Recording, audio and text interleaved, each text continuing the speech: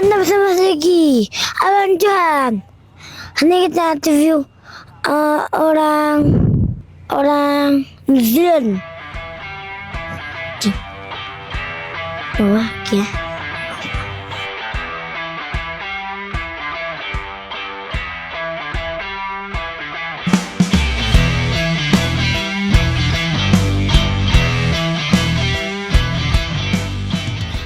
Hello. Apa ni awak?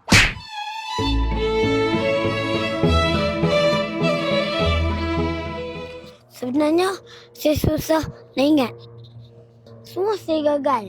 Oh, itu masalah kecil. Semua enten. Nah, makan saya Hana ni. Sehari 2 biji. Nah. Saya Hana. What happened? Amalkan 2 biji. Nanti awak jadi bijak. Okay, tuan-tuan. Jumpa lagi.